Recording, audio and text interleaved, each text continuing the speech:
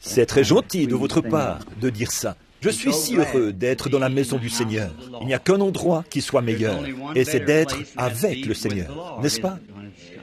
Quand ce sera que toutes les peines, les épreuves et les difficultés de la vie s'évanouiront dans un grand et glorieux lendemain. Et nous attendons vraiment avec impatience le moment où nous le verrons. L'autre jour, quelqu'un me demandait, il a dit, « Frère Branham, pensez-vous que la venue du Seigneur est proche ?» J'ai dit, « Certainement. » Il a dit, « Eh bien, j'entends dire ça depuis longtemps, mais j'ai dit, un jour, vous l'entendrez pour la dernière fois. » Voyez, c'est exact, parce qu'il arrivera un jour, et peu importe quand ce sera, je veux simplement être prêt.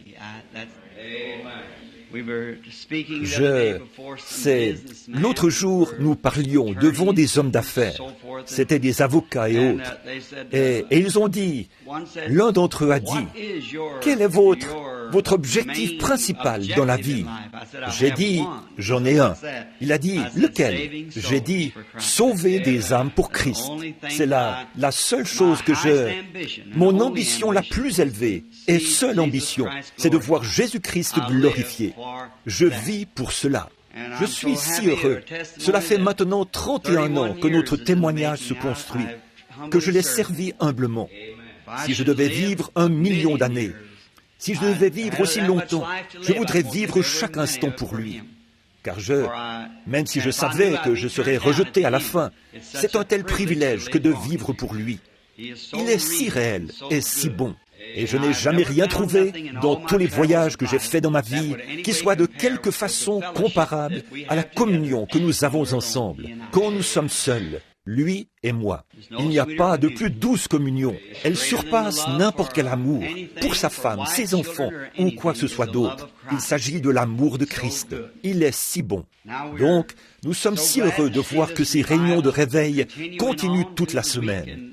J'ai appris que frère Parnell et d'autres ont dit des choses remarquables ici. Et nous avons confiance que pendant ces réunions de réveil, le réveil est parfois mal compris. Certains pensent que le réveil sert à amener de nouveaux membres dans l'Église. Non, ça, c'est le résultat du réveil.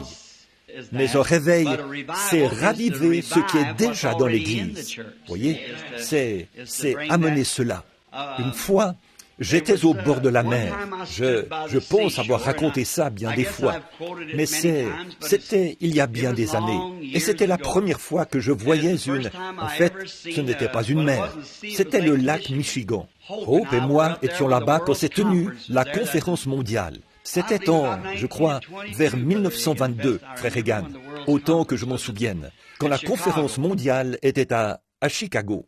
C'était la première fois que je voyais une grande étendue d'eau. Et j'étais là, ce jour-là, et je voyais ces grosses vagues. C'était comme le matin de Pâques. Ils avaient là-bas une réunion de lever du soleil. Et de voir ces grandes vagues qui arrivaient et repartaient. Et elles avaient l'air si heureuses. Mais j'ai commencé à réfléchir. Tu sais, il n'y a pas plus d'eau dans ce lac quand il s'agite comme ça qu'il n'y en a quand il est tout à fait calme. Il y a la même quantité d'eau, pas une goutte de plus. Alors j'ai pensé, eh bien, pourquoi est-ce que les vents viennent agiter le lac comme ça? C'est pour débarrasser le lac de toutes les saletés. Vous voyez, ça rejette toutes ces choses sur le bord. Quand je pense alors, c'est comme si le lac était en train d'avoir un réveil. Vous voyez, cela l'agite, le fait bondir et le remue, jusqu'à ce que toutes les impuretés en soient sorties. C'est exactement ce que produit un réveil.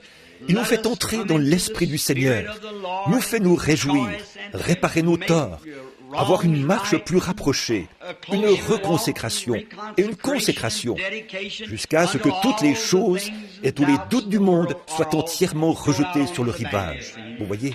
Alors, désormais, on peut bien avancer. La voie est dégagée. Quand le vieux bateau de la vie passe par là, vous n'avez plus besoin de veiller autant, parce que tout est ôté du chemin. Ça, c'est bien. Bon, ce soir, nous ne voulons pas vous garder trop longtemps, étant donné que c'est lundi soir, le premier soir de la semaine, de nos soirées de réveil. Et j'étais tellement heureux d'annoncer que les réunions de réveil continuent.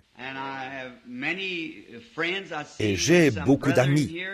Je vois des frères ici, des gens qui m'ont raconté des songes qu'ils ont eus ces dernières semaines. Et le Seigneur m'a aidé à avoir l'interprétation de ces choses-là maintenant. Je ne sais pas qui est parmi nous et combien de nouveaux venus, ou que sais-je encore. Mais le Seigneur Dieu donne encore l'interprétation des songes. Elles sont exactes et parfaites. Et il est le même Dieu qu'au temps de Joseph, quand le roi a eu des songes. Et il les lui a interprétés, et c'était exact. Et certains de ces songes se prolongent même encore aujourd'hui. Leurs résultats se font toujours sentir. Et Daniel, au temps de Nebuchadnezzar, et notre brave pasteur, cet homme remarquable et humble, a dit il y a quelques instants, eh bien qu'il ne voulait pas me demander de donner encore un coup de main cette semaine. Il a dit, je sais que tu es fatigué, frère Branham, mais il a dit, on va simplement rester dans l'attente et l'expectative. C'est bien.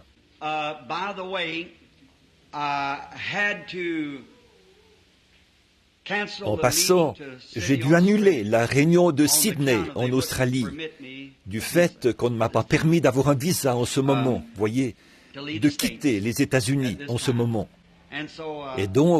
Et d'autres choses. Donc, je ne peux pas y aller juste en ce moment. Je ne sais pas quand je pourrai aller, mais je pourrai bientôt.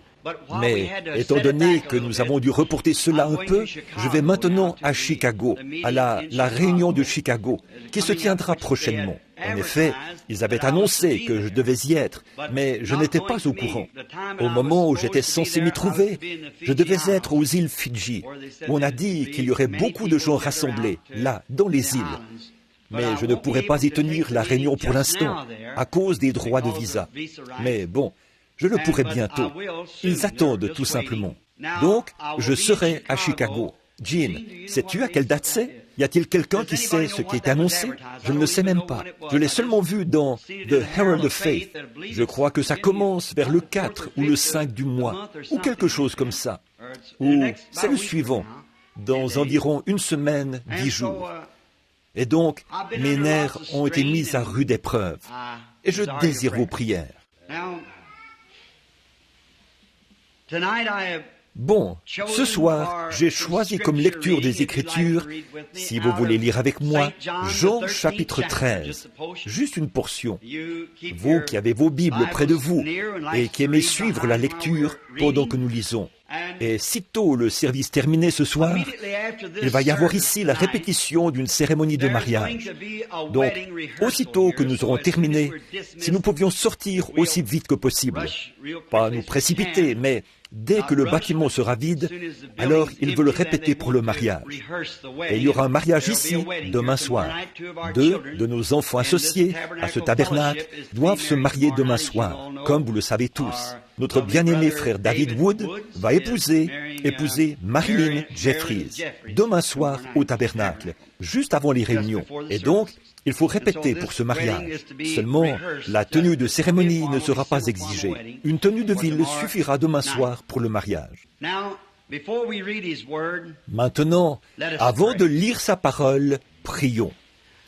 Dieu notre Père, alors que nous entrons dans ta présence avec le plus grand respect, en portant devant nous ce nom entièrement suffisant de Jésus, nous avons l'assurance que tu nous entendras, parce qu'il a dit, « Tout ce que vous demanderez au Père en mon nom, je le ferai. »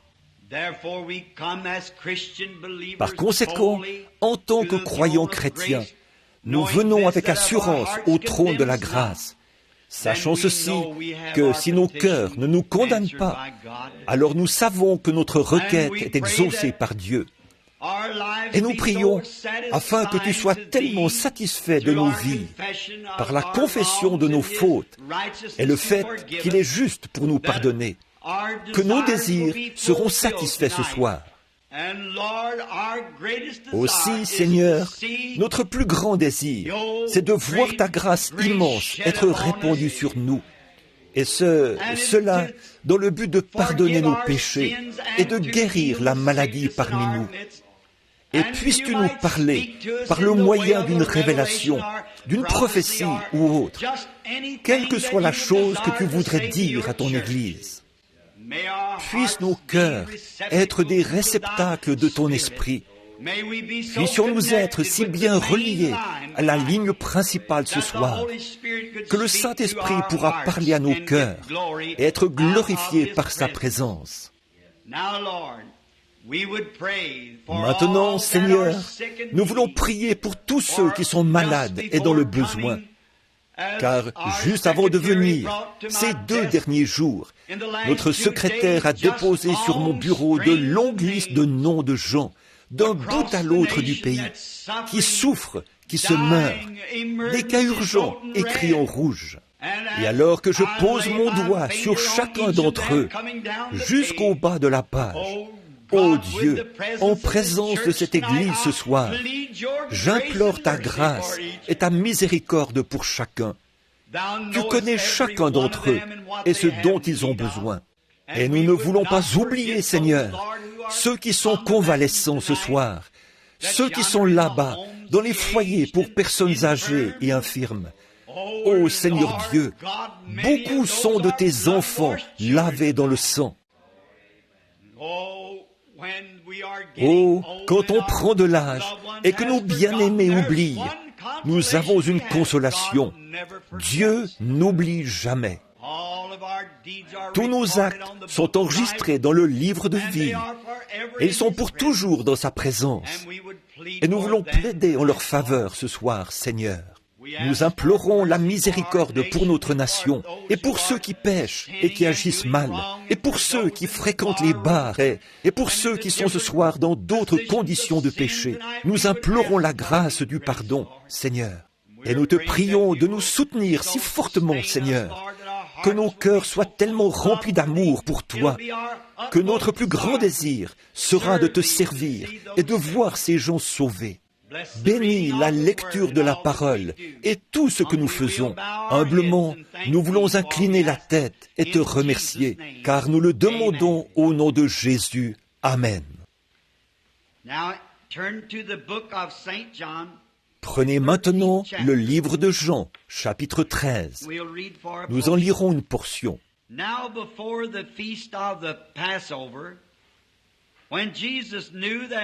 Avant la fête de Pâques, Jésus, sachant que son heure était venue de passer de ce monde au Père, et ayant aimé les siens qui étaient dans le monde, mit le comble à son amour pour eux.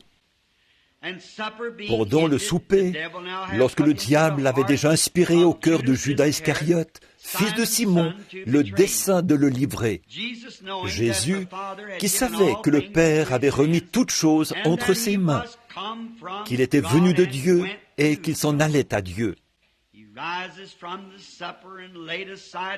se leva de table, ôta ses vêtements et prit un linge dont il se ceignit.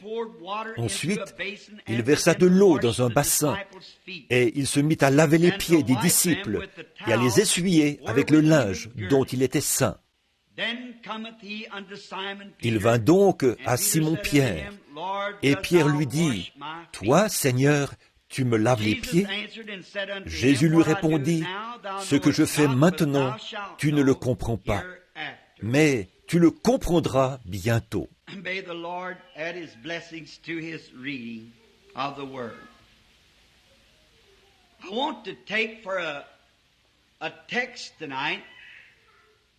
Que le Seigneur ajoute ses bénédictions à la lecture de sa parole. Je veux prendre brièvement comme texte ce soir le sujet des images de Christ. Et comme sujet, je veux, qu'est-ce que ça serait? Que faut-il pour faire un chrétien?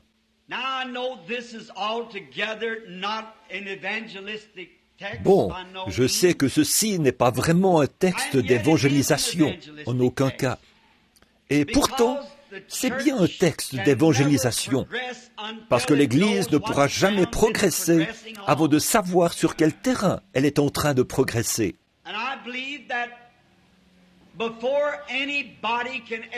Et je crois qu'avant que quelqu'un puisse se mettre en marche ou avoir une foi pleine de confiance, c'est premièrement, il faut qu'il sache où il se tient et comment se tenir après avoir pris position.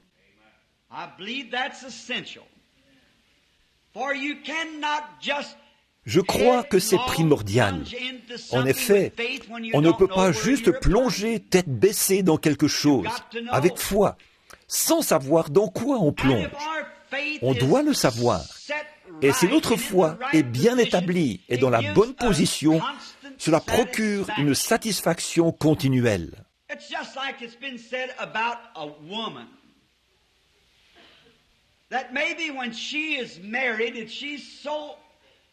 C'est simplement comme ce qu'on dit à propos d'une femme qui, peut-être, une fois mariée, a tellement envie d'embrasser son premier petit bébé qu'elle sait difficilement comment attendre.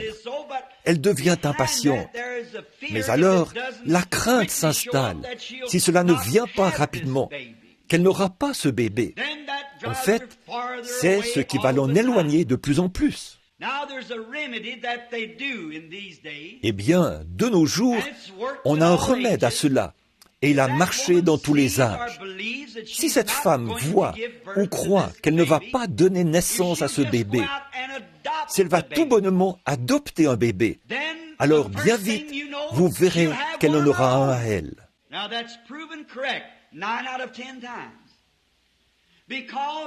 Eh bien, ça s'est avéré juste 9 fois sur 10. Parce qu'on est tendu à l'idée que, peut-être que je ne l'aurai pas. Mais si elle obtient cette petite satisfaction-là, ce sera peut-être la façon de Dieu de la préparer. Elle aura alors son propre bébé, parce que cette peur et cette appréhension auront fini par la quitter. Il en est de même pour les gens qui veulent être guéris. Si seulement ils peuvent avoir un petit signe visible, comme Élie quand il a dit, Géasi a dit, « Je vois un nuage d'environ la taille d'une main. » Élie a dit, « J'entends un bruit qui annonce la pluie. » Il en a vu la preuve. C'est pourquoi, très souvent, je dis aux gens, « Allez-y, commencez à louer le Seigneur. » Voyez? Parce que cela, c'est le bébé adopté. Parce que c'est dans leur intellect, jusqu'à ce que ça vienne dans leur âme, qu'ils sont guéris. Alors la foi démontre l'exactitude de la chose. Vous devez savoir ce que vous faites. Vous devez avoir confiance dans ce que vous faites.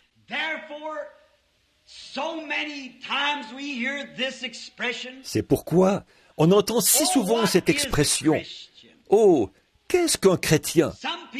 Certaines personnes limitent cela au fait de se joindre à une église. Quelqu'un a dit « Eh bien, un chrétien, c'est un membre d'église, quelqu'un qui s'est affilié à l'église. » Je crois que tous les chrétiens devraient faire cela, mais je ne crois pas que le christianisme, ce soit ça, voyez. C'est ce qu'un chrétien fait après être devenu un chrétien. Mais cela ne veut pas dire que, parce qu'il le fait, il est un chrétien.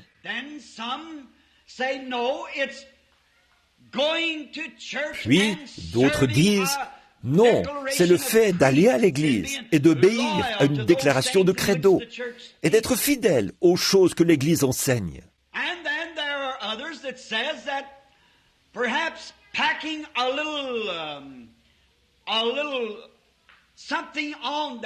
Et puis, il y en a d'autres qui disent que porter peut-être un petit quelque chose sur soi, une petite croix ou quelque chose, que c'est cela le signe d'un chrétien. Bon, et puis il y en a d'autres qui croient que peut-être s'ils brûlent un cierge ou font une sorte de pénitence, que c'est ça être un chrétien.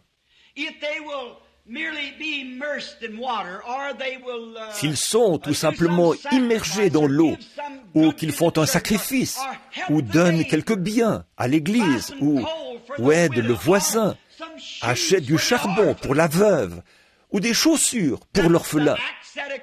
Ça, ce sont les actes qu'un chrétien devrait accomplir. Mais cela ne fait pas encore de lui un chrétien.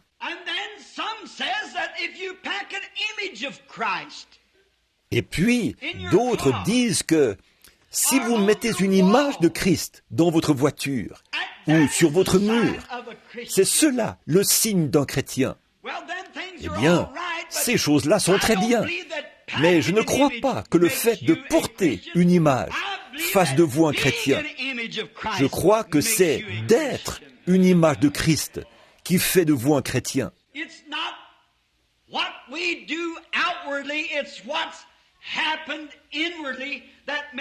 Ce n'est pas ce que nous faisons au dehors.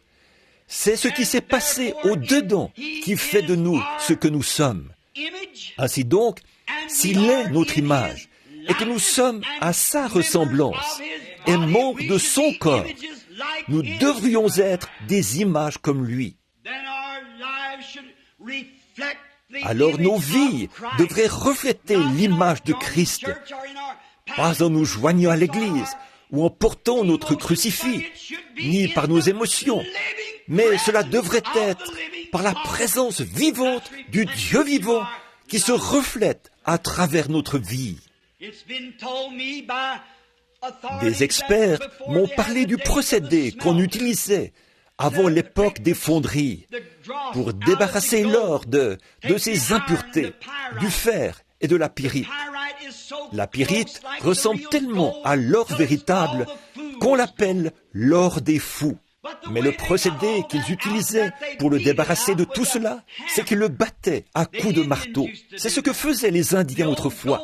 Et c'est ce que faisaient aussi les orfèvres d'autrefois. Ils le battaient à coups de marteau. Ils le tournaient et le retournaient. Ils le battaient jusqu'à ce que toutes les impuretés en soient sorties.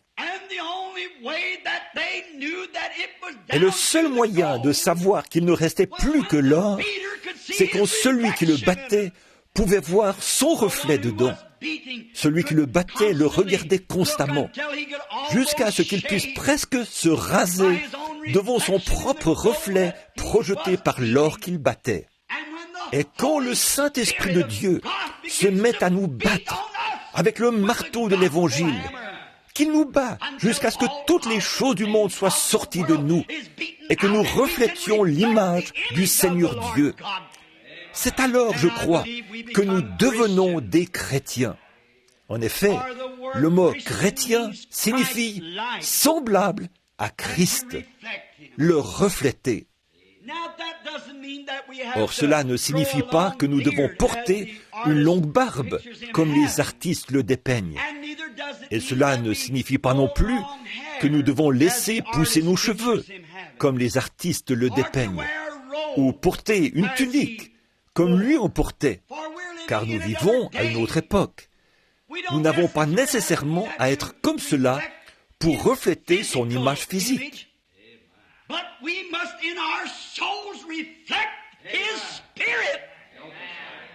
Mais nous devons, dans nos âmes, refléter l'image de son esprit et sa manière de vivre. Je ne crois pas qu'être chrétien consiste en une adhésion à des églises ou des credos. Je crois que c'est le reflet de Jésus-Christ dans un être humain, car nous sommes ses membres, les membres de son corps, et l'Écriture dit que nous portons son image. Alors, quelle sorte d'image était-il ? Il n'est pas venu pour être quelqu'un d'important. Pourtant, il l'était. Mais il est venu comme un serviteur. Il n'est pas venu pour être servi, mais pour servir. Notre texte ce soir reflète ce qu'il était. À mon avis, c'est ce qui fait qu'il est grand. Pourtant, bien qu'il soit le Dieu même de l'éternité, le Dieu même qui a créé le ciel et la terre, quand il est venu ici, il a pris la position la plus basse, la tâche la plus indésirable qu'on puisse avoir, celle de larbin préposé au lavage des pieds. De toutes les rémunérations dans l'ancien temps, dans le monde oriental, le larbin préposé au lavage des pieds était le moins bien rémunéré de tous. Car en ce temps-là, les animaux marchaient sur les routes, dans les chemins détournés que les gens empruntaient. Et le long de la route, ça puait, tout le long de la route, là où étaient les animaux. Et la poussière volait et se déposer sur leurs jambes et leurs pieds. Tout ça puait terriblement. Et dès que quelqu'un venait rendre visite à quelqu'un d'autre, il ne pouvait pas entrer dans un tel état. Il sentait mauvais à cause de la puanteur de la route et la poussière, comme dans une écurie pour chevaux. Donc, la première chose qu'il faisait, il y avait une petite cabine, une cabine de réception, et l'homme le moins bien rémunéré de l'endroit, pareil à un esclave, restait là-dedans à laver les pieds de cet invité qui arrivait, et il lui donnait une autre paire de chaussures à se mettre, de petites sandales à enfiler. Ensuite, on l'oignait, et alors, avec de l'huile. Alors, il pouvait entrer comme invité de son ami. En effet, il ne se serait pas senti à sa place s'il était entré recouvert de toute cette puanteur des routes, en sueur et tout le reste. Et le larbin préposé au lavage des pieds était le moins bien rémunéré de tous les hommes qu'il y avait. Et le Dieu du ciel a pris sur lui-même d'être le plus grand qu'il y avait est devenu le plus méprisable qu'il y avait. Quelle différence avec ce que reflète le soi-disant chrétien aujourd'hui. Quelle différence! Eh bien, le soi-disant chrétien aujourd'hui veut être servi. Oh, il commence à se prendre pour quelqu'un.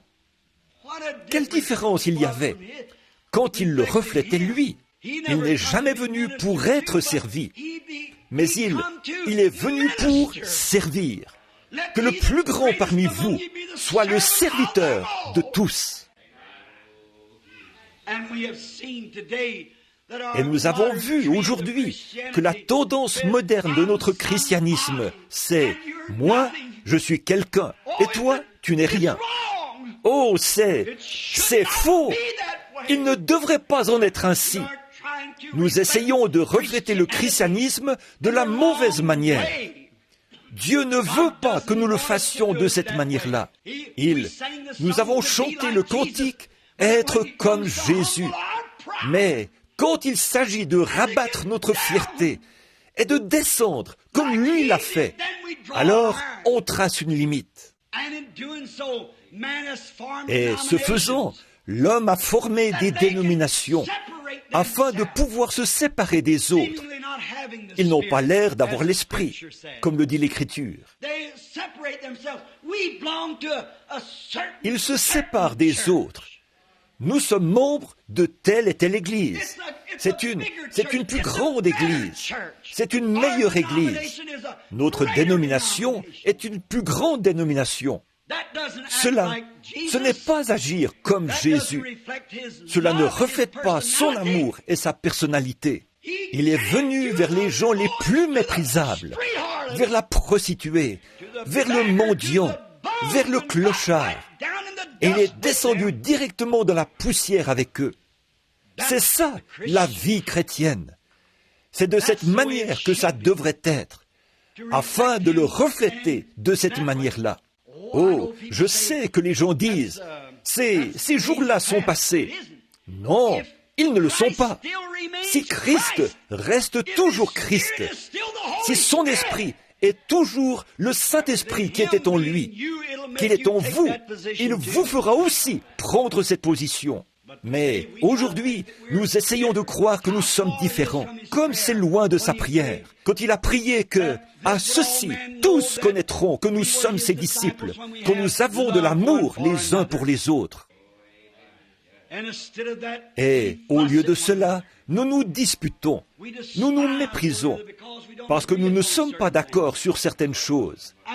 Nous allons et nous nous accusons mutuellement, voyez, alors que, tout en prétendant que nous sommes chrétiens, je connais des gens qui prétendent être remplis du Saint-Esprit, qui sont coupables de telles choses, qui vont et qui disent vraiment des choses méchantes sur d'autres chrétiens, alors qu'ils ne devraient pas faire ces choses. Eh bien, mon frère, ma sœur, quand nous avons ce genre d'esprit, autant nous mettre en tête que nous ne sommes pas encore des chrétiens. Peu importe combien nous confessons, ce qui compte, c'est ce que nous possédons. Voyez, nous ne pouvons pas être des chrétiens et ne pas aimer tout le monde. Il se peut que nous soyons en désaccord avec les gens, Mais Jésus ne s'est pas présenté en disant « Eh bien, écoutez un peu, vous tous les pharisiens, vous irez tous en enfer. Vous n'avez aucune chance à cause de ceci, cela ou autre chose, parce que vous êtes un pharisien. » Mais il est allé vers eux et les a servis, il les a aidés.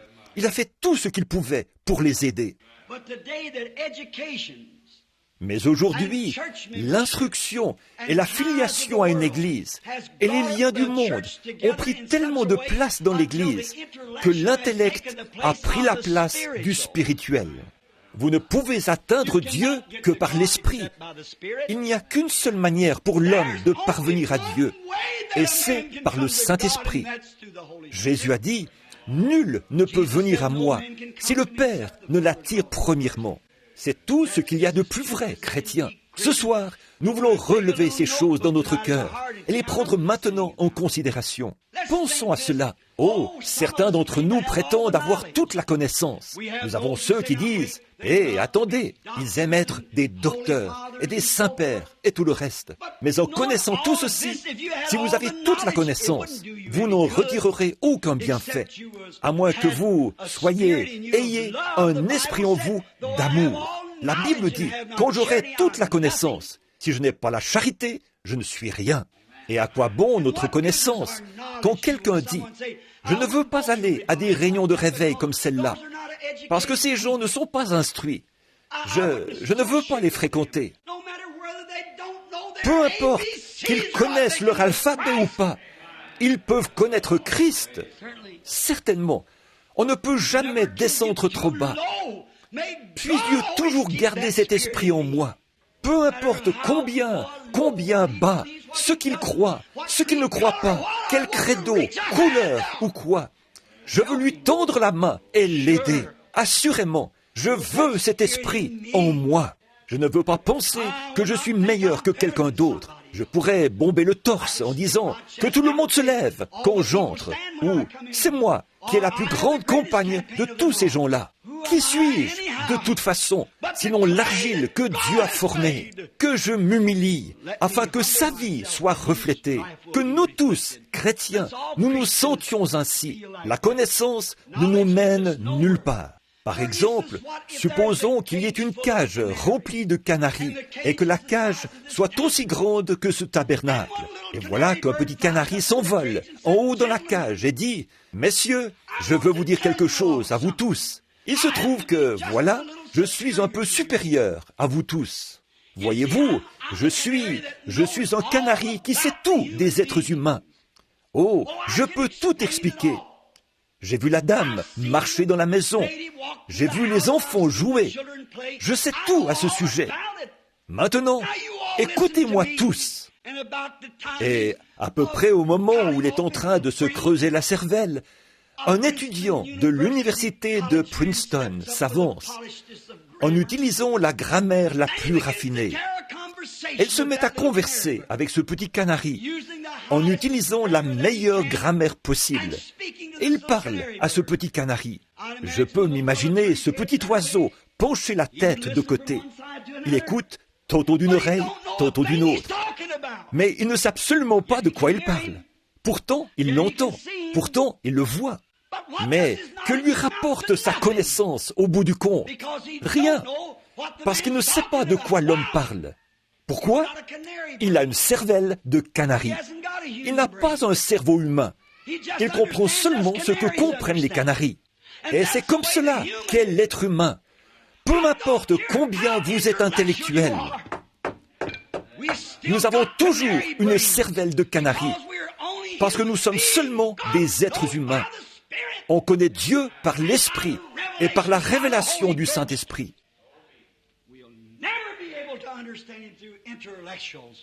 Nous ne pourrons jamais le comprendre par l'intellect. Vous pourriez faire des discours et entrer pour avoir des réunions intellectuelles et avoir toute la psychologie que vous voulez. Les gens ne connaîtront jamais Dieu. Ils ne le peuvent pas.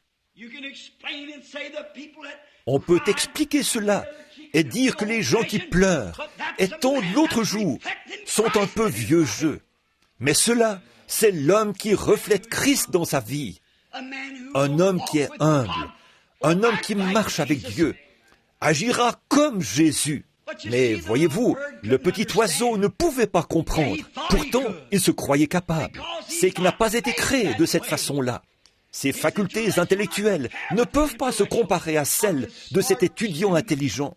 Et notre intelligence n'égalera jamais non plus celle de Dieu. Comment notre petite pensée infinie peut-elle une fois se comparer à la pensée limitée, ou plutôt, notre pensée limitée peut-elle une fois se comparer à la pensée infinie de Dieu? Cette pensée infinie de Dieu dépasse tellement l'intelligence humaine que celle-ci ne pourra jamais s'y comparer. La seule façon pour cet oiseau de savoir de quoi l'homme parle, c'est en s'abandonnant et en acceptant ça et en faisant tout ce qu'il pense que l'homme veut qu'il fasse. C'est la seule façon pour nous de connaître Dieu. C'est en suivant la conduite du Saint-Esprit. Cela est vieux jeu. C'est le programme de Dieu. Cela a toujours été le programme de Dieu. Ce sera toujours le programme de Dieu. Ce n'est ni par la puissance, ni par la force, mais c'est par mon esprit, dit le Seigneur. C'est comme ça que ça vient. Longfellow a dit une fois ceci. Le moyen de réussir, c'est de trouver une cause valable dont on parle. Une cause valable dont on parle, et ensuite de s'y accrocher. Certainement, quelque chose dont on parle, qui est rejeté par la science. Et si c'est valable, alors accrochez-vous-y. Savez-vous qu'en 1872, l'Association médicale des États-Unis refusait les baignoires? Ils disaient, elles ne sont pas du tout hygiéniques. Et ils disaient, elles vont propager des maladies. Les baignoires, ils ont fini par y venir. Et cet évangile à l'ancienne mode dont nous parlons, lavé dans le sang de l'agneau, il peut avoir l'air démodé, mais on va devoir y venir, tôt ou tard. C'est une cause valable. Accrochez-vous-y avec tout ce que vous avez. C'est un chemin lavé par le sang qui nettoie un homme entièrement, non pas d'aller boire et fumer, puis se rassembler et s'appeler chrétiens, parce qu'ils sont membres d'une église. C'est ce Saint-Esprit pur et sans mélange, dans la vie humaine, qui reflète Jésus-Christ, le Fils de Dieu. C'est pour ça qu'aujourd'hui, les gens rejettent la nouvelle naissance. Oh, ils ont ce qu'ils appellent la nouvelle naissance, une manière de serrer la main au pasteur. Mais cela n'est pas une naissance. La raison pour laquelle ils ne veulent pas l'accepter, c'est pour ça qu'ils vont se joindre à des églises. C'est parce qu'ils peuvent y entrer de façon intellectuelle. Dieu a dit, si un homme ne naît de nouveau, il ne peut même pas voir le royaume de Dieu. Peu importe combien vous pouvez être intellectuel, ou combien vous prétendez être un bon chrétien, vous devez naître de nouveau. Vous dites, alors, frère Branham, il faudra que je vienne dans une petite mission? Ça ne veut pas dire cela. Ça veut dire que vous devez recevoir la nouvelle naissance. Vous devez naître de nouveau. Nous sommes un auditoire mélangé, mais je vais dire quelque chose. Qu'est-ce qu'une naissance? Qu'une naissance se produise sur une paillasse, ou qu'elle se produise par terre, ou dans un hôpital dont les chambres sont décorées avec de la soie rose, c'est un gâchis. Quelle que soit la manière dont vous considérez ça, c'est exact. Et il en est ainsi de la nouvelle naissance. C'est un gâchis, quelle que soit la manière dont vous la considérez. Mais elle produit la vie. Amen. Elle produit la vie. Quel genre de vie? La vie d'un serviteur. Pour vous humilier, pour renoncer à vous-même. C'est ça le genre de vie. Oh, ils disent, mais je les ai vus pleurer et pleurnicher autour de l'autel et se comporter bizarrement. C'est sûr, ils sont en train de naître. C'est un gâchis, peu m'importe où vous allez. Il se peut que vous vous leviez, le visage inondé de larmes, les yeux rouges et les mains abîmées d'avoir frappé l'autel. Mais c'est une naissance. Ça vous fait quelque chose. Ça fait de vous un serviteur. Ça ôte votre raideur. Ça fait une image, façonne une nouvelle vie, une nouvelle création. Il se peut que vous soyez un gâchis complet en vous relevant de là. Mais vous êtes né de nouveau. Peu importe où vous êtes. Ça produit une nouvelle vie. Cela apporte la vie d'une nouvelle image. Ça fait de vous un serviteur. Dès lors, vous voulez servir. Jésus veut que nous nous servions les uns les autres, que nous nous aimions les uns les autres. Et en nous servant les uns les autres, nous le servons lui. Maintenant, rappelez-vous, ce sont seulement les malades qui réclament de l'attention, d'être servis. Seulement les malades qui réclament de l'attention. Et quand vous voyez un prédicateur, et puis-je ne pas limiter ceci seulement à un prédicateur, mais puis-je le limiter à chaque membre d'Église qui désire de l'attention. Je suis quelqu'un. Souvenez-vous bien de ceci. Il y a là une personne malade spirituellement. Ils ont besoin d'attention. Ils ont besoin de l'attention de l'Esprit de Dieu pour leur donner quelque chose qui les débarrasse de cette attitude et les guérisse de leur égoïsme et de leurs idées prétentieuses et du « moi je suis grand et toi tu es petit ». Le Saint-Esprit nous rend tous pareils. Trop de maladies spirituelles, d'anémiques. Vous savez ce qu'est l'anémie? C'est quelqu'un qui n'a pas de sang. Ils marchent d'une drôle de façon. Ils sont sens dessus, sens dessus-dessous, tout le temps. C'est là le problème de beaucoup de nos membres d'Église aujourd'hui. Ils sont anémiques. Ils ont besoin d'une transfusion de sang du calvaire, qui leur donnera un sang royal, riche, pour les faire marcher selon la manière de Dieu à l'ancienne mode, taillés par le Saint-Esprit. Cela leur donnera une raison de vivre. Cela leur donnera une confiance qui les fera marcher à l'image de leur Seigneur. Pour moi, si j'avais un choix à faire, je veux être comme lui était. Il est venu pour être un berger, et il était un berger. Un berger est quelqu'un qui va à la recherche de ses brebis. Un célèbre tableau. Je ne pense pas que nous l'ayons au mur ici, mais dans ma chambre, je suis resté à le regarder. En ce moment, je n'arrive pas à me rappeler du nom de l'artiste. Mais quand il a perdu ce petit mouton noir, qu'il laisse les 99 autres et part à sa recherche, que fait-il? Il va ici et là, dans les endroits déserts. Il se coupe avec les ronces. Il surmonte les dangers. Il va d'un côté et de l'autre pendant toute la nuit, jusqu'à ce que, finalement, tout en bas, sur le flanc de la montagne, s'accrochant à un arbuste et au péril de sa propre vie, il parvienne à saisir le petit animal, le retirer de sa déchéance et alors le ramener vers lui. Et un autre artiste a peint un tableau où il le ramenait au bercail. Eh bien, on pourrait penser que ce berger n'aurait qu'à placer son bras sous la brebis et qu'il cherche à la transporter comme cela. Mais avez-vous remarqué comment l'esprit s'est emparé du pinceau de l'artiste? Il ne l'a pas mise sous le bras, il l'a mise sur les épaules. Maintenant, je veux que vous observiez la sollicitude de ce berger. Eh bien, Jésus, quand il chassait les démons, il a dit qu'il le faisait par le doigt de Dieu. Eh bien, si un démon vous dérange, tout ce qu'il faut de la part de Dieu, il est tellement insignifiant, c'est qu'il le chasse par son doigt. Mais quand une brebis rentre au bercail, quel est l'endroit le plus fort chez l'homme? Sur ses épaules. Avez-vous remarqué que, chez l'homme, ses épaules sont toujours plus larges? À quel endroit peut-il transporter la charge la plus lourde? Sur ses épaules. Quel est l'endroit le plus sûr pour lui quand la charge est sur ses épaules? Donc, il prend la brebis, la charge sur ses épaules et rentre gentiment avec elle.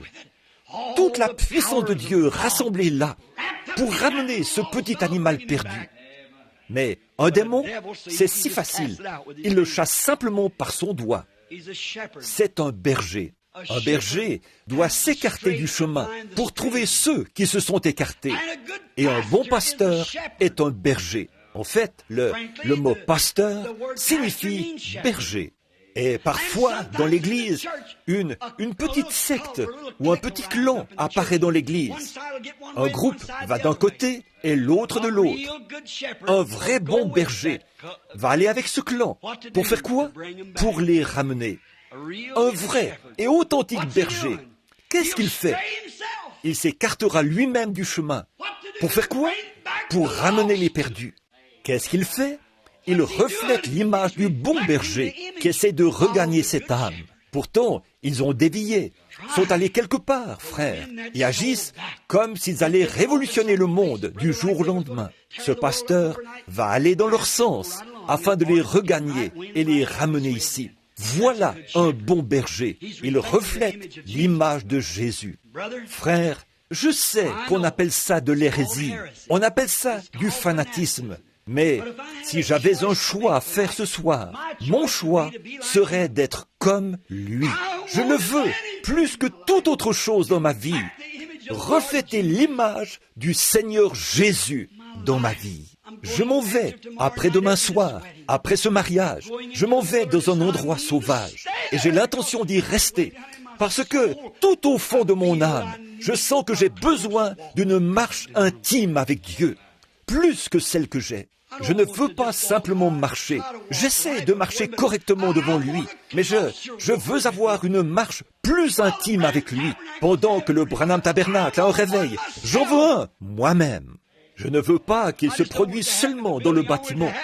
Je veux qu'il se produise en moi. Je veux une marche plus intime.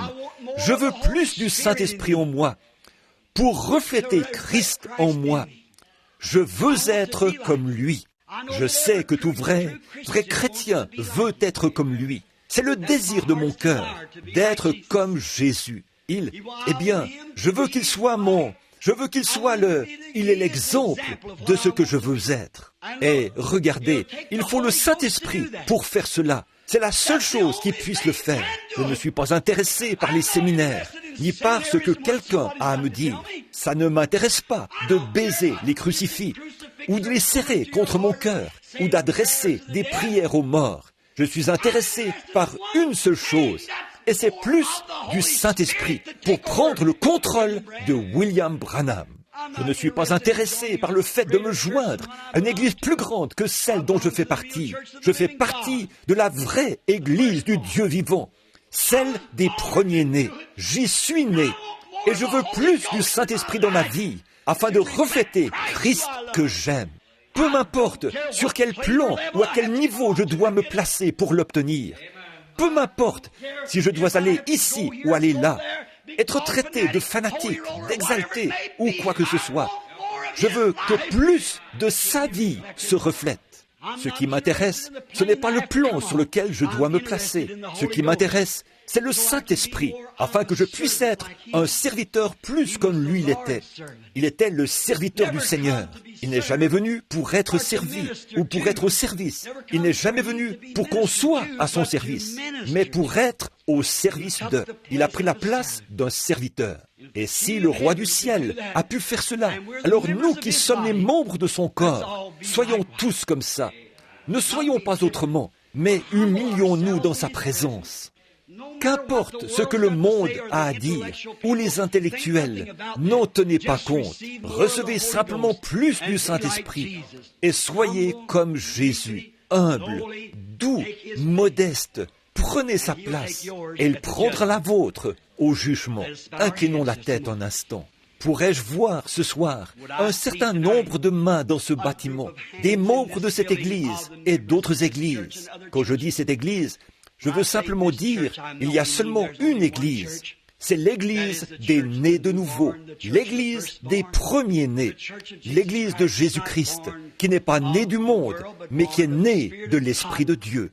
Pourrais-je voir un tas de mains se lever pour dire, « Ô Dieu, rends-moi comme Jésus, façonne-moi, ô Seigneur, lave-moi, ô Dieu, que Dieu vous bénisse, lave-moi, et je serai plus blanc que la neige. Seigneur, ma vie est parsemée de virages et de petits méandres. J'étais assis à écouter frère Parnell et frère Neville et d'autres bons prédicateurs, frère Collins et beaucoup de ces frères qui prêchent. J'ai écouté, mais Seigneur, ce soir, j'en arrive à cette conclusion. Que sont-ils en train de me dire? Qu'essayent-ils de me transmettre? Je vois qu'ils essayent de m'amener à être comme Jésus. Et il m'est impossible de le faire. Je suis un léopard. J'ai des taches. Et si je les lèche, je ne fais que les rendre plus clairs. Elles ne font que devenir plus visibles au monde. Seigneur, laisse-moi perdre ma vie peu m'importe à quel genre de gâchis ça ressemble pour le monde. Je veux naître de nouveau de l'Esprit de Dieu. Et je veux, Seigneur, que tu me remplisses ce soir de ton Saint-Esprit. Lave-moi, sanctifie-moi. Prends le sang de Jésus, sanctifie-moi, purifie-moi et remplis-moi jusqu'à ce que je perde ma vie et que je la retrouve, Seigneur, en toi. Ô Seigneur Dieu, Créateur des cieux et de la terre, toi qui as ramené le Seigneur Jésus d'entre les morts, qui l'as ramené par l'Esprit vivifiant du Dieu éternel, qui a fait monter ce corps dans lequel tu avais habité, et l'a élevé jusqu'au trône du ciel. Il est venu vers ce qu'il y avait de plus bas sur la terre, les prostituées. Il est devenu le serviteur le plus bas. Il est allé dans la ville la plus basse, a traité avec les gens les plus bas. Il a reçu le nom le plus bas et est devenu le plus pauvre parmi les pauvres, même par rapport à la nature. Les oiseaux ont des nids et les renards des tanières, mais le Fils de l'homme n'avait pas où reposer sa tête. Et cependant, cet esprit vivifiant qui a honoré ce véritable serviteur, qui s'est fait lui-même serviteur, afin que nous puissions avoir un modèle à suivre, il l'a fait monter des abîmes de l'enfer, l'a fait passer par le tombeau, et il a fait sortir ce corps, et l'a fait asseoir dans les cieux des cieux, de sorte qu'il est élevé si haut qu'il doit regarder en bas pour voir les cieux, et il lui a donné un nom au-dessus de tout nom qui se peut nommer, dans les cieux et sur la terre. Seigneur, puissions-nous recevoir son esprit ce soir. Puisse chaque cœur ici avoir faim de cela. Tu as vu les mains qui se sont levées, Seigneur, non pas pour réciter des credos, ou pour se joindre aux églises, ou se disputer à propos de ceci et cela, mais pour que nous soyons humbles de cœur, pour que nous soyons rendus conformes à l'image de Dieu. Que ce soit accompli par le Saint-Esprit, Seigneur. Que le Saint-Esprit de Dieu nous forme, non par une conception intellectuelle, disant que nous devrions être cela, et nous allons faire semblant. Mais ça, c'est le bébé adopté. Mais, Seigneur, que cela se produise réellement par le Saint-Esprit, et une nouvelle naissance qui nous transforme par le renouvellement de notre esprit, pour nous rendre comme lui. Écoute ma prière, Seigneur. Elle est faible. Je le sais, Seigneur, elle est faible. Je ne prie pas seulement pour ceux qui ont levé la main, mais aussi pour mes propres mains qui sont levées. Rends-moi comme lui. Ô Dieu, peu importe ce que tu dois me faire, sur quel plan je dois me placer, rends-moi comme lui. Je veux être comme Jésus dans mon cœur. Accorde-le, Seigneur. Et pas seulement moi, mais rends tous ces gens ici comme ça ce soir. Accorde-le, Père, car nous le demandons au nom de Jésus. Amen. Être membre d'une église, c'est bien. Je n'ai rien contre aucune de ces choses. Mais frère, être un chrétien signifie être conforme à l'image de Christ.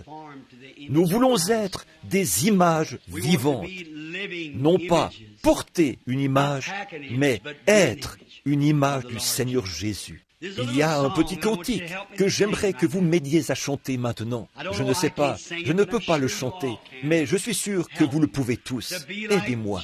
Être comme Jésus. Combien l'ont déjà entendu? Je sais que nous voulons tous être ainsi. Alors, chantons-le lui. Je suis conscient que le glorieux Saint-Esprit est ici. Vous ne pourriez pas vous cacher. David a dit, si je me couche au séjour des morts, l'y voilà aussi. Il va se trouver partout. Il est donc ici ce soir. Il connaît chaque mouvement, chaque action, tout ce que nous faisons, chaque regard, chaque pensée. Il connaît tout. Vous croyez cela, n'est-ce pas? Alors, être comme Jésus. Être comme Jésus. Sur terre, je languis d'être comme lui. Pendant tout mon voyage, de la terre à la gloire, je ne demande qu'à lui ressembler. Vous aimez ça, n'est-ce pas? Écoutez ceci maintenant. De la crèche de Bethléem sortit un étranger. Sur terre, je languis d'être comme lui. Pendant tout mon voyage, de la terre à la gloire, je ne demande qu'à lui ressembler. Vous savez ce qui me revient à l'esprit en ce moment? Hier, j'ai repris le vieux registre de l'Église. Ça fait que je ne l'ai pas vu. Eh bien, franchement, c'est la première fois que je l'ai consulté. J'ai dû l'utiliser quand l'Église venait d'être fondée. Il y avait là le nom de frère Seward. Il y avait là frère George Dehargue et frère Weber. Tous ces noms étaient là. J'ai vu plus loin les petites classes de l'école du dimanche. J'ai vu le montant total de notre offrande. Pour les 5 classes, c'était $1.60 pour ce tabernacle, avec des centaines de gens assis ici. $1.60. Voyez? Ensuite, j'ai regardé le relevé pour aujourd'hui. Je me suis dit qu'ils sont nombreux, ceux qui s'en sont allés. Maman, j'ai vu là frère Frank Breuil. C'est mon beau-père. J'ai vu tous ces vétérans, Madame Weber, tous ces vétérans. Ils ont tous gravi l'échelle. Ils sont montés à l'étage. Ils sont tous partis. Je me souviens quand nous nous tenions ici. Et je me suis dit, Seigneur Dieu, notre Église a peut-être meilleure apparence et nous envisageons d'en construire une. Mais Seigneur, nous aimes-tu plus maintenant qu'en ce temps-là? Non, je ne le crois pas. Quand on se tenait debout et qu'on chantait, je ne demande qu'à lui ressembler. Pendant tout mon voyage, je peux voir ce brave Georges, son col ouvert comme cela, la sueur qui dégoulinait sur lui, en train d'enrouler son mouchoir entre ses doigts. Je peux voir les visages de ces chers, braves saints, là au fond, en train de pleurer, les mains levées. Des prédicateurs sont entrés dans le bâtiment et ont dit « Hé, jeune homme, comment faites-vous pour amener les gens à être d'un même accord comme cela ?» J'ai dit « Je n'ai rien à voir avec cela. Ils ont été formés et transformés à l'image de Dieu. Là, sur un vieux banc dans la sciure, là quelque part. C'est là que dans leur cœur, ils ont rencontré Christ. Quel doux parfum, ces prières, quand elles montaient constamment toute la nuit. Parfois, on entrait et on allait les uns chez les autres et on rentrait chez soi à l'aube. On priait toute la nuit. On ne trouve plus cette sincérité. On dirait que c'est complètement parti. Qu'est-ce qui ne va pas? Qu'est-ce qui se passe? Retournons au premier amour que nous avions. Et juste être comme Jésus. Être comme Jésus. Sur terre, je languis d'être comme lui. Pendant tout mon voyage, de la terre à la gloire, je ne demande qu'à lui ressembler. Le voulez-vous vraiment? Chantons-le, les mains levées. Juste être comme Jésus. Être comme Jésus. Conforme à son image. Sur aimez-vous les uns les autres. Être comme nous sommes membres de son corps. Nous devons être comme lui. Pendant tout mon voyage,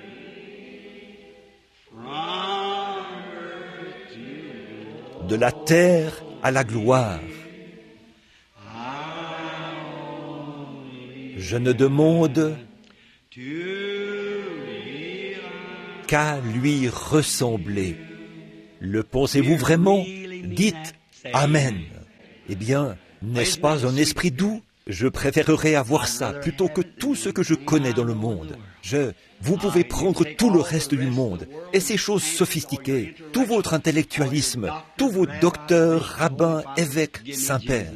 Donnez-moi Jésus. C'est exact. Laissez-moi juste l'avoir lui, à la manière d'autrefois. Je le sens là, tout au fond de mon cœur, et je fais attention à ma vie. Et je vois que mon désir est de le servir en étant humble, doux et modeste. C'est ça qu'il nous faut, mes amis. C'est un vrai, c'est Jésus. C'est le Jésus de la Bible. Non pas un Jésus de l'intellect, mais un Jésus de l'âme. Il est ici ce soir. Combien sont malades et dans le besoin? Levez la main, qui ont besoin de Christ. Vous êtes malade et vous voulez que l'on prie pour vous. Levez la main, bien haut, afin que je puisse voir qui vous êtes. Bien.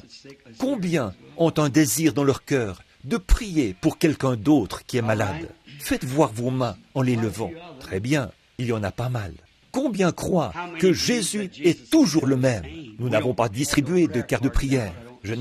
Il n'y a pas de cartes de prière, n'est-ce pas? Je ne pense pas qu'ils étaient là. Croyez-vous que Jésus, notre Sauveur, peut venir vers nous ce soir?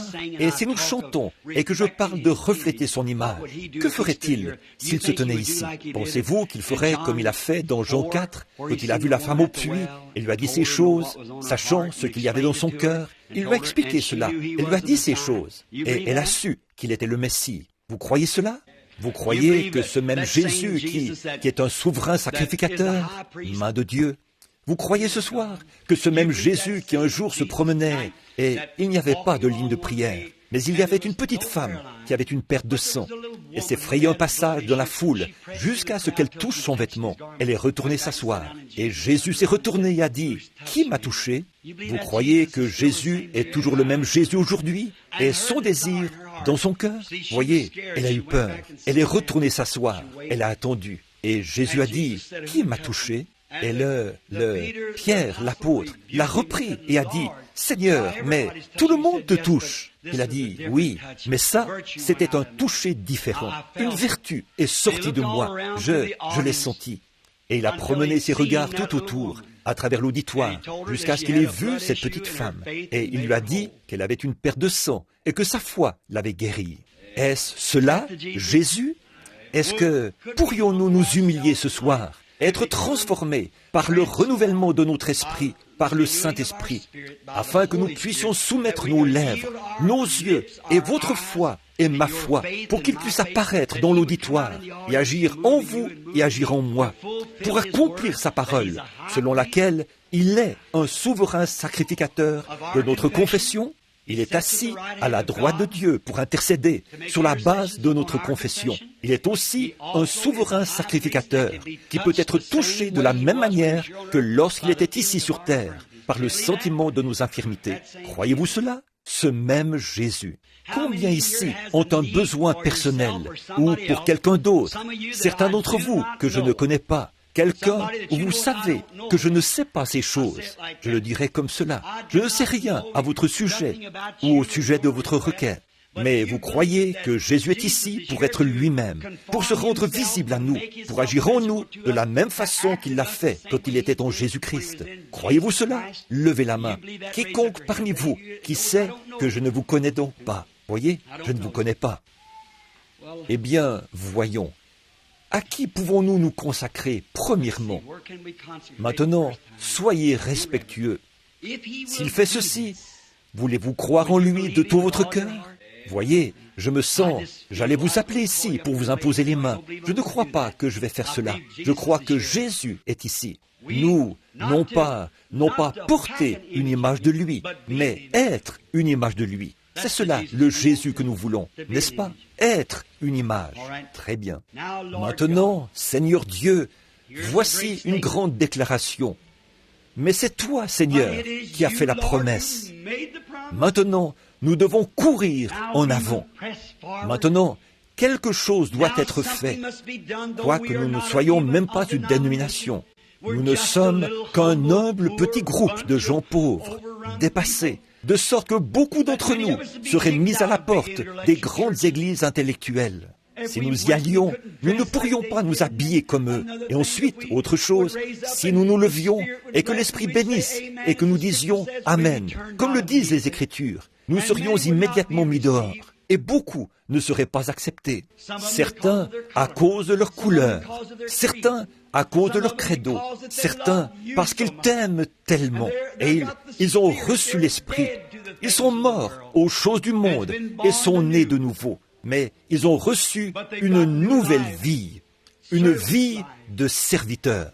Mais nous nous sommes rassemblés ici, Seigneur, sous ce petit toit que tu nous as donné et que nous apprécions. Maintenant, Seigneur, que l'on sache que tu es Christ le même et que ce grand être dont nous parlons, il est présent maintenant pour faire connaître cela et faire précisément ce qu'il a fait quand il était ici sur terre. Accorde le Père, afin qu'il puisse voir et croire, car je le demande au nom de Jésus.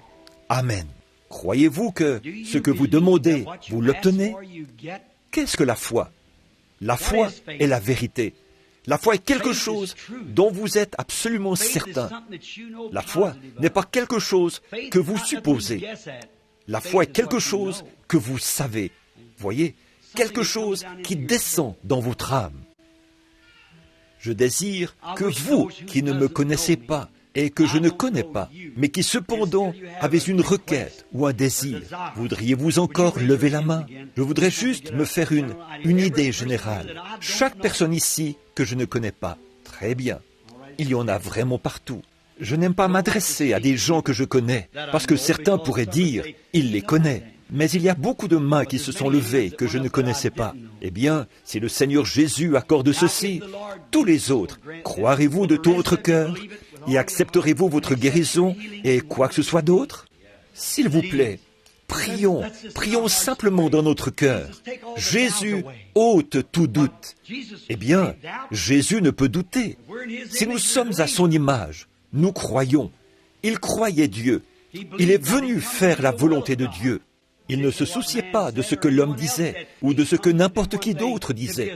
Il est venu faire une chose, être un serviteur de son Père. Et son Père a habité en lui. Nous venons pour être le serviteur de Dieu. Le Saint-Esprit habite en nous. Nous voulons le servir. Je vais me concentrer sur une femme de couleur, assise juste là derrière. Je crois qu'elle a levé la main, indiquant que je ne la connaissais pas, étant donné bon, il y en a deux là. Très bien. Aucune de vous, mesdames, ne me connaît, et moi non plus, je ne vous connais pas. Si c'est vrai, levez la main. Comme quoi je ne vous connais pas. Levez la main. Très bien, très bien. Nous sommes des inconnus l'un pour l'autre. Dans l'Écriture, il est parlé. La raison pour laquelle je l'ai remarqué, c'est que vous étiez des personnes de couleur. Voyez? Il y avait une fois une femme dans la Bible, au chapitre 4 de Jean. Jésus est passé près du puits. Et il y avait une femme samaritaine. C'était une femme d'une autre race. Et Jésus lui a parlé, juste quelques instants, jusqu'à ce qu'il découvre ce qu'était son problème. Et il lui a dit ce qu'était son problème. Et quand il lui a dit son problème, elle a dit, « Seigneur, je vois que tu es prophète. » Or, nous savons que quand le Messie viendra, il nous dira ces choses. Mais les gens ne comprenaient pas qui il était. Eh bien, elle lui a dit, « Qui es-tu » Et Jésus a dit, « Je le suis, moi qui te parle. » Elle est retournée dans la ville d'où elle était venue et a dit, « Venez voir un homme qui m'a dit les choses que j'ai faites, qui m'a dit ce qui n'allait pas. Ne serait-ce point le Messie lui-même » Mesdames, avez-vous déjà lu cela? Certainement. Jean, chapitre 4. Eh bien, si Jésus est le même, hier, aujourd'hui et pour toujours, et vous êtes debout à 20 mètres de moi, ou assise plutôt, croyez-vous que ce même Jésus qui nous parle peut me révéler ce que vous voulez depuis ici? Si je vous ai dit la vérité, cette Bible étant vraie, il peut le faire, n'est-ce pas? S'il le fait, vous le croirez? La femme au bout qui me regarde, comme ceci, elle souffre d'un mal de dos dont elle veut être guérie. C'est tout à fait vrai. Si c'est vrai, levez la main, la dame au bout. Voilà. Eh bien, et vous, madame, croyez-vous aussi? Je crois que vous avez dit que vous m'étiez inconnu, aussi, à côté d'elle. Vous avez des problèmes avec votre tête et vous avez aussi un problème de peau. Si c'est vrai, levez la main. Maintenant, retournez chez vous. Soyez guéris, toutes les deux. Votre foi vous a guéris. Croyez-vous que Jésus est ici, ce soir? Qu'en est-il de certains d'entre vous, dans le reste du bâtiment, ailleurs? Croyez. Voici une femme assise ici, en train de prier. C'est une combattante. Je la connais. Mais je n'y peux rien si cette lumière est suspendue au-dessus d'elle. C'est mademoiselle Bruce. Eh bien, mademoiselle Bruce, j'ignore totalement ce qui ne va pas chez vous. Vous avez déjà été guérie d'un cancer. Mais juste là, à cette porte, la première fois que je vous ai vu debout à cette porte, le Saint-Esprit m'a dit quelque chose que personne d'autre ne sait, à part vous et le médecin. C'est vrai, n'est-ce pas? Croyez-vous qu'il peut me dire ce qui ne va pas maintenant? Je vous connais, mais je ne sais pas quel est votre problème. Je n'ai aucune idée. Parce que vous avez été guéri du cancer. Mais je n'y peux rien s'il y a cette lumière suspendue au-dessus de vous. Voyez, elle reste là. Maintenant, je vois quelqu'un d'autre se lever. Ce n'est pas pour vous, c'est pour quelqu'un qui a le cancer. C'est tout à fait vrai. Et puis, je vois une femme ou quelque chose. C'est une pécheresse ou quelque chose de ce genre. Elle a l'habitude de boire ou quelque chose. Et vous portez 2 mouchoirs sur vous afin que je pose les mains dessus pour leur délivrance. C'est ainsi dit le Seigneur. C'est tout à fait vrai. Maintenant, à vous de juger. Est-ce vrai? Si c'est vrai, levez la main. Quelqu'un par ici que je ne connais pas, levez la main. Quelqu'un que je ne connais pas. Ici, il y a... Qu'est-ce que c'est? Levez encore la main, juste là, au coin. Il y a 4 ou 5 femmes assises là. Croyez-vous que je suis son serviteur?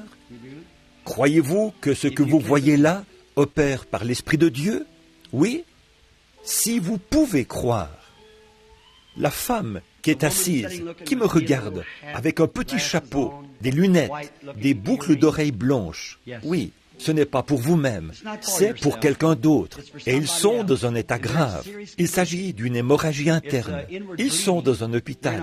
Cet hôpital est à New Albany. C'est la vérité. Ainsi dit le Saint-Esprit. La jeune femme, avez-vous levé la main? La femme de ce côté-ci, qui me regarde comme ceci. Me croyez-vous? Vous avez un désir sur votre cœur. Vous croyez que Dieu peut me le révéler? Très bien. Vous êtes aussi en train de prier pour quelqu'un d'autre.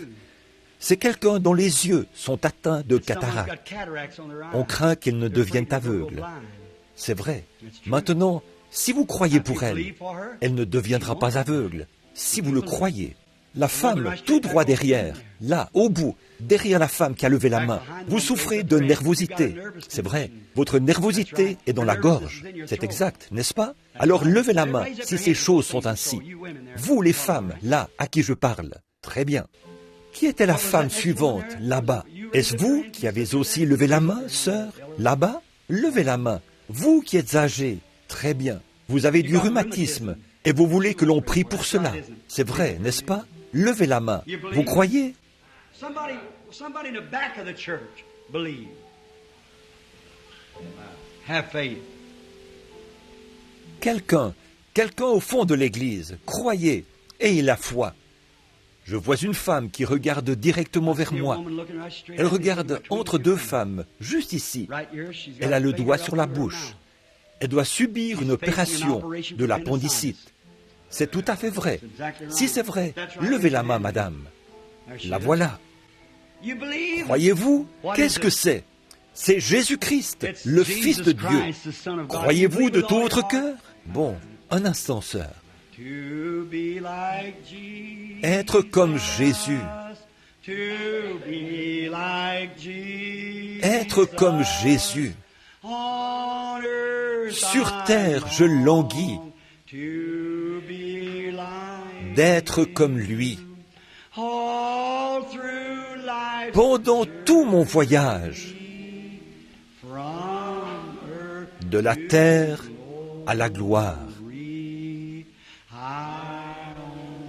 je ne demande qu'à lui ressembler. Eh bien, vous voyez l'absence de vitalité de l'Église d'aujourd'hui. Que serait-il arrivé à l'époque du Seigneur Jésus quand cela s'est produit? Cette femme tellement réjouie qu'elle a laissé tomber sa cruche et qu'elle est partie dans la ville. Elle a dit, « Le Messie est ici !» Mais aujourd'hui, oui, vous n'avez pas passé par un assez grand gâchis à l'autel pour recevoir alors une nouvelle naissance. Il y a quelque chose qui cloche quelque part. Cela, on verrait le Saint-Esprit dans ce lieu. Cela entraînerait un réveil, le reflet de Jésus-Christ, son image elle-même, ici, se déplaçant parmi les gens, afin de produire cela. Qu'est-ce qui se passe? Il y a quelque chose qui manque. Nous avons besoin d'un réveil.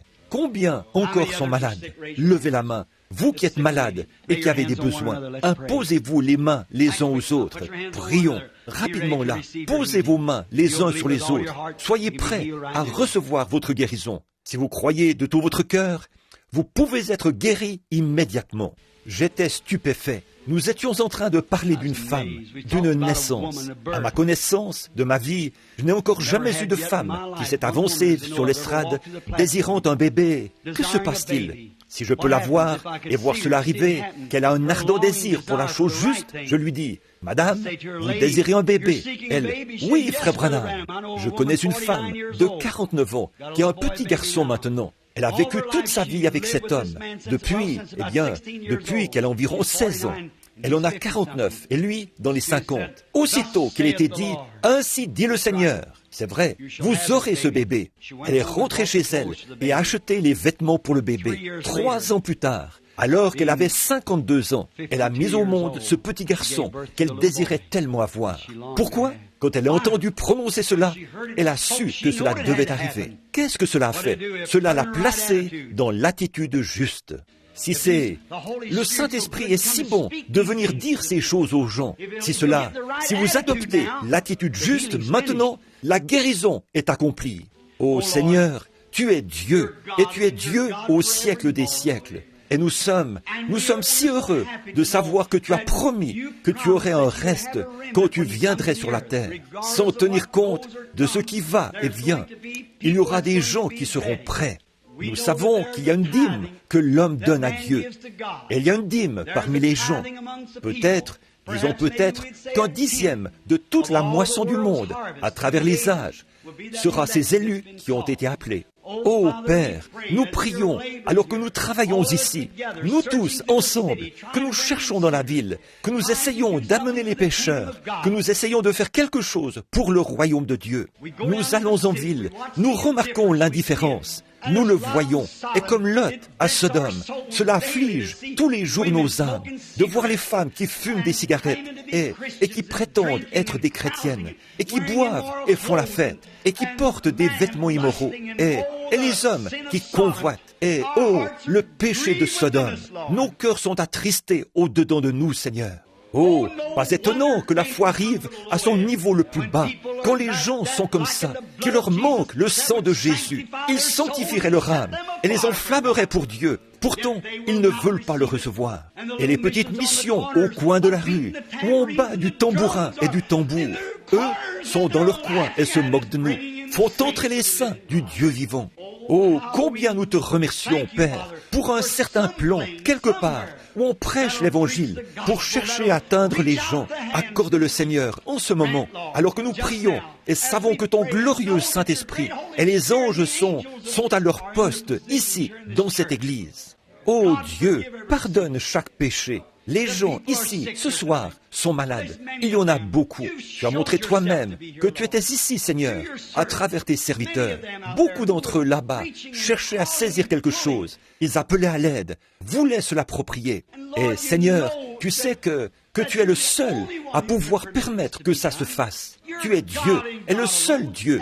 Et tu le fais précisément dans le but pour lequel tu as promis de le faire. Et c'est le dernier signe à l'Église, comme tu en as parlé. C'est maintenant le temps de la fin.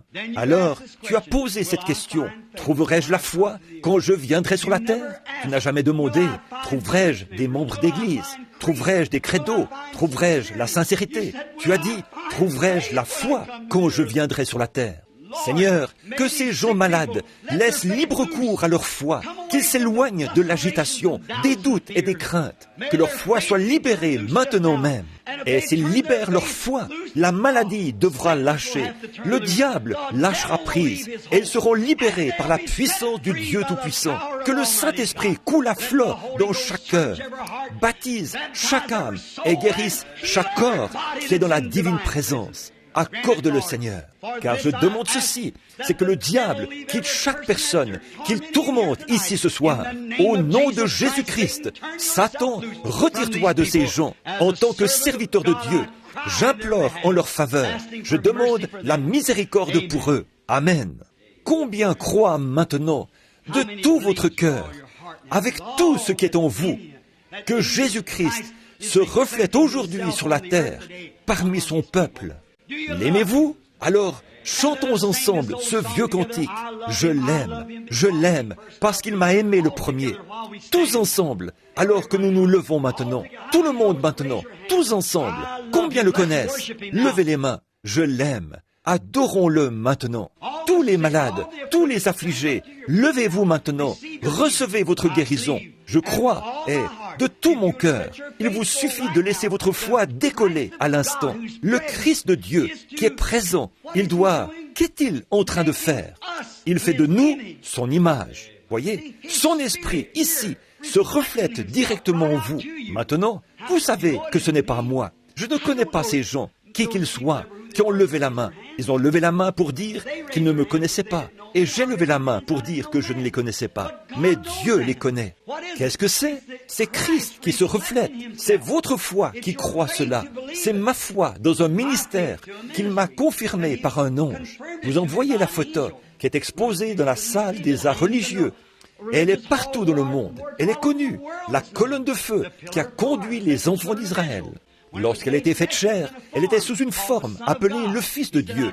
Il a dit, je viens de Dieu et je suis allé vers Dieu. Je retourne à Dieu. Après sa mort, son ensevelissement et sa résurrection, Paul l'a rencontré sur le chemin de Damas, sous la forme d'une colonne de feu, d'une lumière qui l'a aveuglé.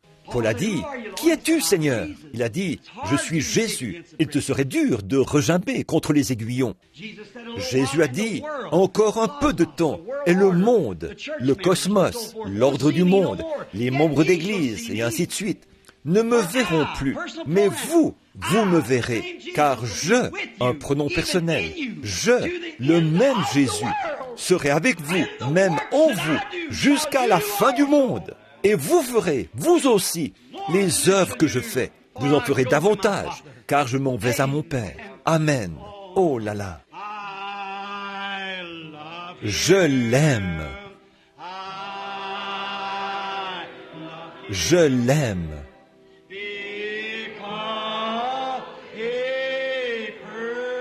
Parce qu'il m'a aimé le premier.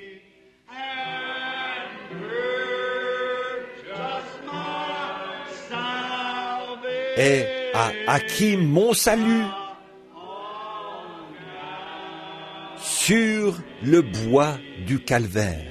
Oh, pendant que nous rechantons cela, je veux que les méthodistes, les baptistes, les pentecôtistes, les nazaréens, les pèlerins de la sainteté, l'Église de Dieu, tous, vous tous ensemble, je veux que vous serriez la main à quelqu'un devant vous, derrière vous, à côté de vous, pendant que nous chantons maintenant, tous ensemble. Que Dieu te bénisse, frère, pasteur. L'aime.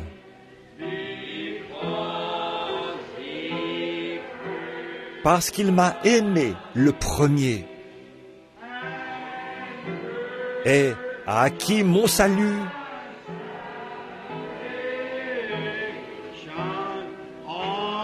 sur le bois du calvaire. Eh bien, ceci est l'ordre d'enchaînement de la résurrection. Nous, les vivants, qui serons restés, nous ne devancerons pas ceux qui sont morts, car la trompette de Dieu sonnera et les morts en Christ ressusciteront premièrement. Nous, les vivants qui serons restés, nous serons enlevés ensemble avec eux. Nous nous rencontrerons entre nous avant de le rencontrer lui. Nous nous rencontrerons entre nous avant de le rencontrer lui. Nous serons enlevés ensemble avec lui, avec eux, à la rencontre du Seigneur dans les airs. Tous ensemble. Maintenant que nous nous sommes rencontrés, que nous nous sommes serrés la main, maintenant, saluons-le. Je l'aime. Je l'aime.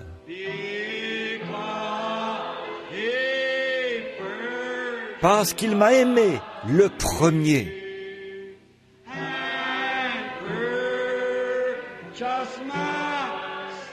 Et a acquis mon salut sur le bois du calvaire. Plus lentement. Une jeune femme est sortie directement de la ligne. Elle s'est avancée et s'est agenouillée à l'autel, en sanglotant et pleurant. Y en aurait-il d'autres ici qui ont cette même conviction et voudraient s'agenouiller avec elle? Nous serions heureux que vous vous avanciez ici pour prendre votre place. Que Dieu vous bénisse, frère. Quelqu'un d'autre voudrait-il s'avancer? C'est bien. Façonne-moi, Seigneur. Forme-moi. Allez à la maison du potier. Quelqu'un d'autre voudrait-il s'avancer et prendre sa place?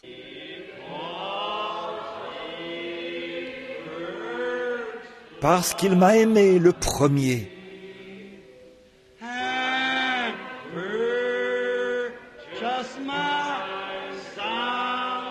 Et a acquis mon salut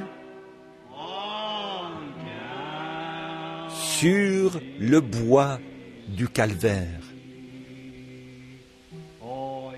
Oh, n'est-il pas merveilleux? Blessed Lord, this young woman thou knowest I do not. Seigneur béni, cette jeune femme, tu la connais, moi pas. Mais il y a une chose étrange qui l'a frappée il y a quelques instants, qui l'a fait sortir de cet auditoire sans qu'on doive la persuader. C'était toi, Seigneur. Elle s'est agenouillée ici à l'autel, alors que des bien-aimés près d'elle l'entourent de leurs bras. Ils réclament pour elle la miséricorde, des conseils et la force spirituelle. Qu'il en soit ainsi, Seigneur. Il est écrit maintenant qu'il en soit ainsi, que tu ne refuses aucun bien à ceux qui marchent dans l'intégrité devant toi. Tes promesses sont oui et amen pour tous ceux qui voudront t'aimer et te suivre. Que la jeune femme sache avec certitude ce soir que tout ce qui est dans les cieux et qui est promis dans la parole de Dieu, Dieu est plus que disposé à le déverser directement dans son cœur à l'instant même. Qu'il lui soit donné une portion pleinement satisfaisante pendant qu'elle est agenouillée, prostrée à l'autel. Que le Saint-Esprit lui donne ces choses que son cœur désire. Accorde-le, Seigneur, car nous demandons cela au nom de Jésus.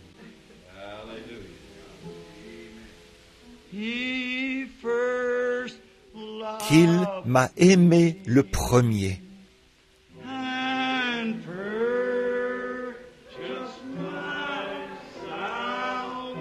Et a acquis mon salut sur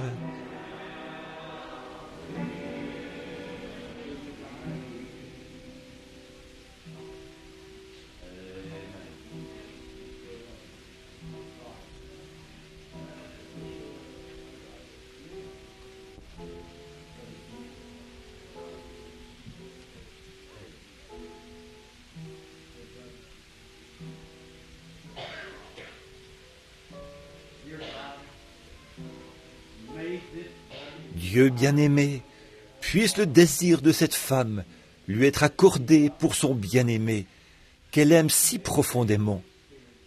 Puisse le glorieux Saint-Esprit accomplir l'œuvre que lui seul peut faire en ce moment.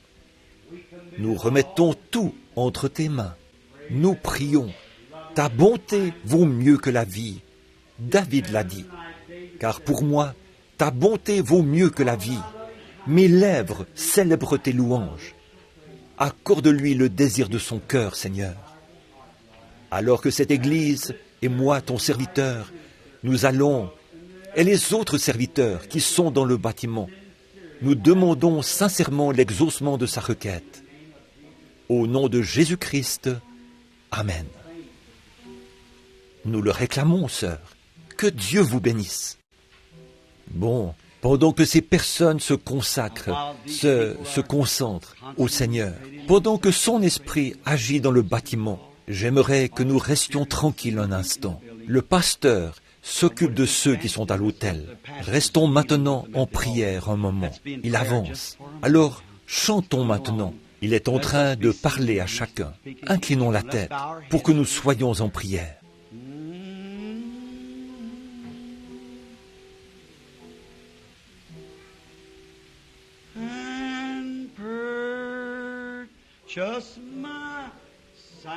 ait acquis mon salut sur le bois du calvaire.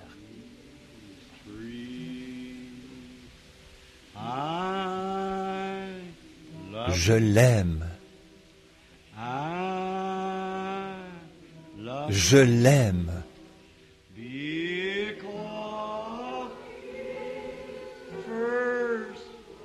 Parce qu'il m'a aimé le premier.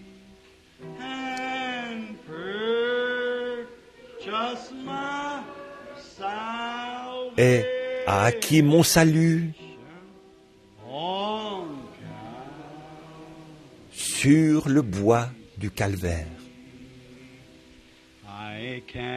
Je peux, je veux. Oh oui, je crois. Je peux, je veux. Oh oui, je crois. Je peux, je veux. Oh oui, je crois. Que Jésus me sauve maintenant. Je peux, je veux. Oh oui, je crois. Je peux, je veux. Oh oui, je crois. Je peux, je veux. Oh oui, je crois. Que Jésus me sauve maintenant.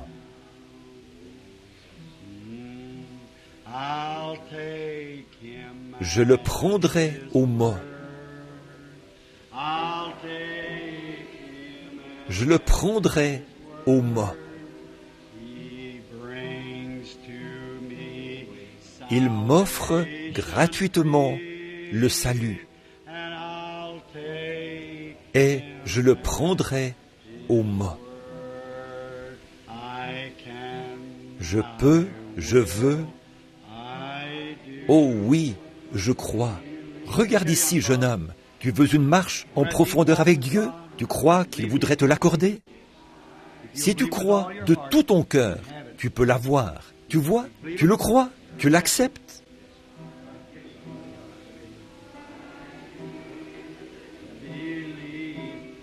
Crois que Jésus me sauve maintenant. Vous tous qui l'aimez, levez la main. Dites, je l'aime, avec tout ce qui est en moi. N'est-il pas merveilleux? Pendant que nous avons la tête inclinée pour la prière finale, souvenez-vous de la réunion demain soir.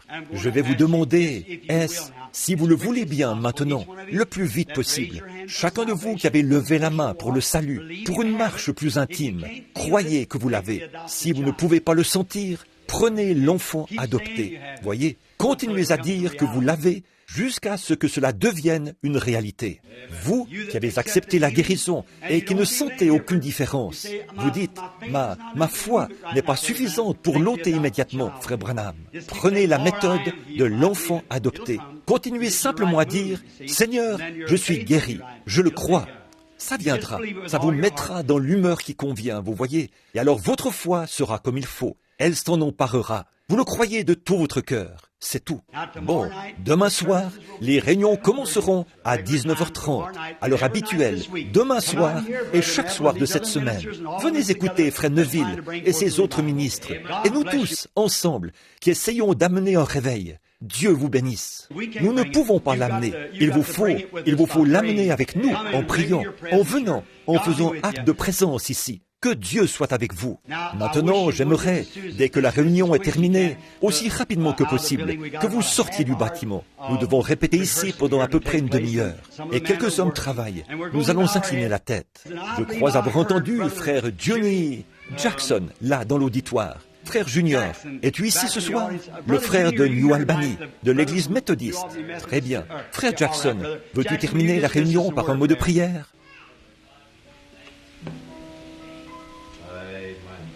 Vous qui devez participer au mariage, Approchez-vous maintenant, rapidement. Que le Seigneur vous bénisse. À demain soir. Ô toi, enfant de tristesse, il va te procurer la joie.